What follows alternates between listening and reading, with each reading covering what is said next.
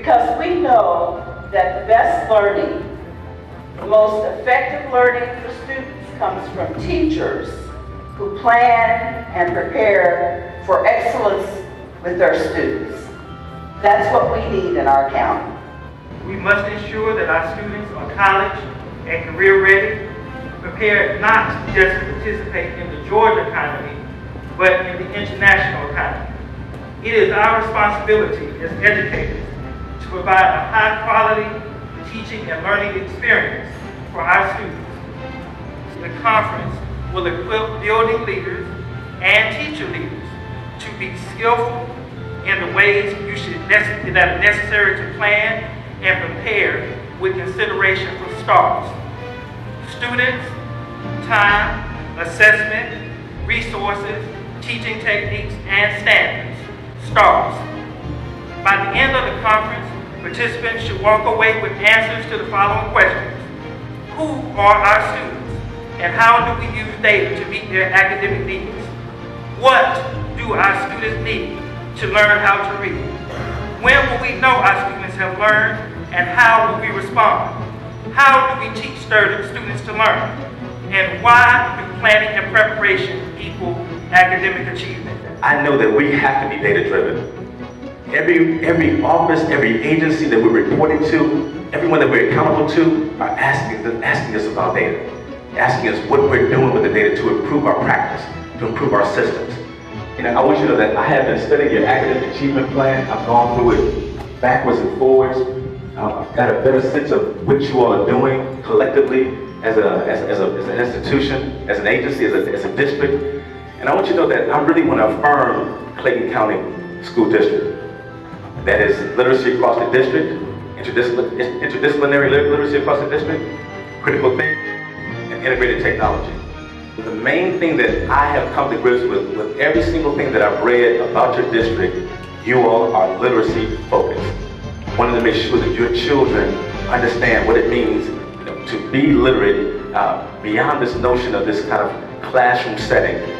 And one of the things that I want to push really, really hard is what does it mean with regard to preparing these young folks outside of the classroom, outside of the school? Who are your children? Who are your children? And are you prepared to talk about this data in a very, very healthy, a very systematic way, and understanding that you've got some issues with regard to how these children are seeing themselves and also how they're being seen. Make sure our students are literate across all disciplines.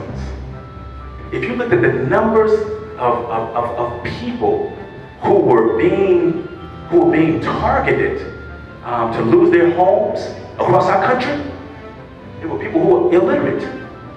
There were people who were dependent upon other people, trusting the person across the hall. Having to trust someone because I can't read, because I'm not functional. So I'm asking you all, do we understand the significance of what literacy means, beyond, beyond a classroom, beyond taking a test? It's about functioning in society. I mean, the numbers were staggering. And guess what? Overwhelmingly, they were black and brown. And overwhelmingly, they were poor and white. All across our nation. These are the individuals that were targeted over and over and over again. Just trust me. I got on a suit and tie, this sign here. And so I come to you all as humble as I possibly can to tell you that I believe in teachers. I believe in parenting, and I believe in teachers. All around this nation, all across this globe, we talk about astronauts, we talk about medical doctors, we talk about physicists, we talk about all these individuals, but none of them would be where they are without teachers.